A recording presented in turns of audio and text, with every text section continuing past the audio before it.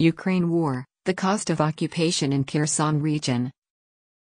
There are moments when this war feels utterly mindless. Witnessing the visible trauma in the village of Kreshchenivka is one of those instances. Those Russians said they were liberators, they just started robbing us, says a tearful Fedir.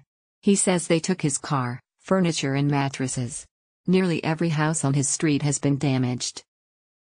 The 69-year-old lives in a part of the southern Kherson region which has been liberated by Ukrainian troops earlier in October. My head aches from all the shelling, we almost starved to death in the first few months, he said. There is still no power, water, and the locals rely on volunteers for food. Our journey to him took us along poorly surfaced roads, which only deteriorated as we continued south towards the front line. To the right, piles of dug earth stretch for miles next to the road, a Ukrainian defensive measure to force Russian forces up a single route. But they never made it this far. 20 miles on, a rusty watermelon monument marks the tide mark of Moscow's advance. The fields are dotted with Russian missiles that have remained unexploded because of the soft soil. The villages here are mostly destroyed from both their occupation and recent liberation.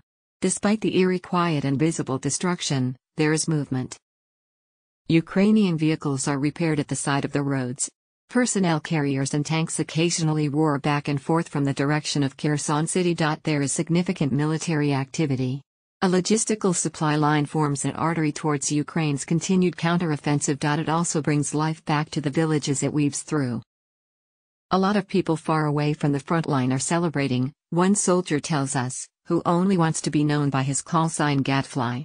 Everybody is a bit nervous about going to the front, he says. Hey, a lot of people far away from the front line are celebrating. Once the firing starts, it's 3 deep breaths, a couple of swear words, and you move on. Gadfly was mobilized in March and isn't a professional soldier.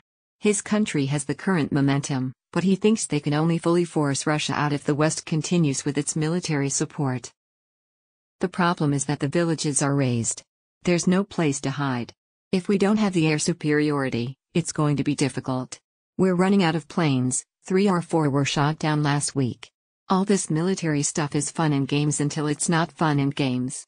My back is hurting already because of all the equipment. Despite having been forced out, you also learn a lot about the occupiers just by looking around. In one school which they used as a base, their supplies, ammunition, and rubbish are scattered in all directions. These are not the traces of a disciplined force. It's evidence they've been fighting in squalor and left in a hurry. Down the street we meet Alyona in the kindergarten she used to run. She lived under occupation for 2 months before having to escape. She'd been blacklisted by the Russians, allegedly because she supplied villagers with food and helped them evacuate. They just left a mess. Mess and pain, says Alyona.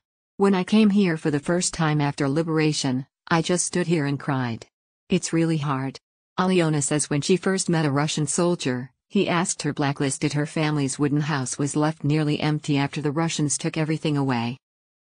Fighting is starting to concentrate around the city of Kherson. There's an almost constant rumbling of artillery about 10 miles, 16 kilometers, away. As Russia's grip on Kherson continues to weaken, fears grow of it deploying an scorched earth policy. Moscow-installed politicians have recently been evacuating people. Ukraine has accused Russian troops of preparing to blow up the nearby Kakhovka Dam. Russia denies this, but if it happened, Kyiv says it would lead to 80 settlements being flooded. They believe it indicates, and if we can't have it, no one can approach. For Ukraine, liberation here is fiercely contested as well as complicated.